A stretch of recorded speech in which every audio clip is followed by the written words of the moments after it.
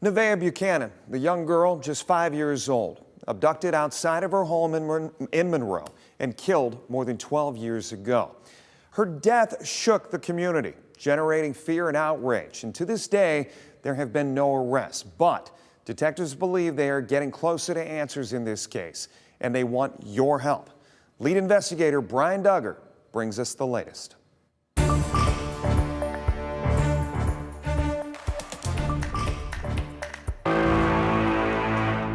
We're not a community where we have a lot of heinous crimes, a lot of murders. Things happen here, but not to that level. I can't fathom that, how anybody could abduct and murder a small child. On June 4th, 2009, a community's worst nightmare became a reality. Fishermen found 5-year-old Nevaeh Buchanan's body buried under concrete along the River Raisin, just outside the Monroe city limits. The manner of death was shocking. An autopsy report obtained by 11 Investigate shows that the young girl died either from having her face pressed into the ground or by being buried alive. The detectives that were on this case had children at or near her age when this happened, and I'm confident it had a blow on them. Monroe County Sheriff Troy Goodenough has been with the department for more than 30 years. He witnessed the strain the case put on the community and on his office. I can tell you the impact it had on the emotional well-being of our organization was significant. The day before Memorial Day 2009, Nevaeh was riding her tricycle outside her Charlotte Arms apartment in Monroe. At some point, she was seen near a neighboring playground. Later that evening, her mother went to look for her, but she was gone. This is the original missing report. This is the death certificate. Risa Smith, a distant relative, is one of the hundreds of people who searched for days for the young girl with the big smile, the girl whose name is Heaven spelled backwards. There's not a day that goes by that I do not wake up and think of Nevaeh and what she went through and how she felt, and I can't understand it. Smith, who has a criminal justice degree, has spent years looking into the case, compiling binders of notes and even interviews. Her quest for justice, she says, likely played a part in her divorce. I just have a hard time understanding how anybody, I still get emotional after 10 years, how anybody can abduct and murder a 5-year-old child. It is a very sick or disturbed person we're looking for. A person that is able to abduct and murder an innocent 5-year-old child. In the days after Nevaeh's murder, police named several persons of interest, including sex offenders George Kennedy and Roy Smith. Both men were friends with Nevaeh's mother. No arrests related to the murder have ever been made. There are, however, still persons of interest.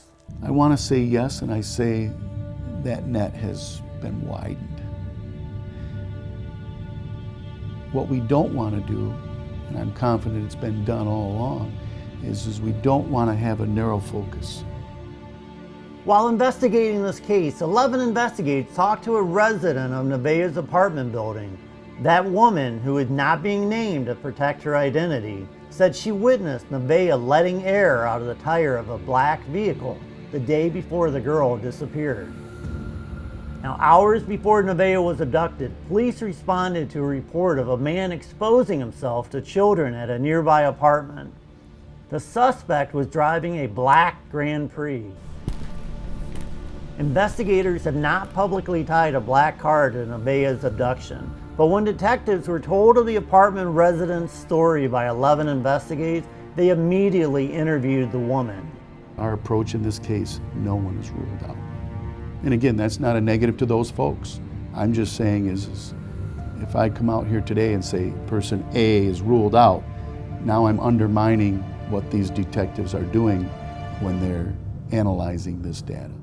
One of the biggest mysteries is how a young girl outside playing with other children could simply disappear. No one said they heard a kid crying or screaming or asking for help. Did she know this person? Because to everybody that we talked to, not one person, including her preschool teacher, all kind of shared the same story, that she was a pretty shy kid. She wouldn't just walk up to a stranger. It's always been on a detective's desk. There's always been activity related to this investigation. Multiple times during the interview with 11 Investigate, Sheriff Goodenough expressed optimism, even confidence, that the case will soon be solved. We know there's people out there that have the answers we're looking for. We just have to plead with them to help us, partner with us to solve this case. He understands the community's impatience, but says his detectives are using new tools to go over old evidence and old interviews. So we're dissecting this investigation into very small parts, and we're tackling each part independently. Nevaeh Buchanan has not been forgotten. Don't refer to her as the girl buried by the river. She was 5. She had a life. She was a person. She was a human being. She wasn't just the girl buried by the river. What would she have been doing? Would she have been, biting at the bit to get her driver's license? Would she have been excelling in high school? Where would she be now? What would she be doing today? And it's just things that we'll never know. So I feel like the only thing we have left to give her is this justice. This is the last thing we can do for her.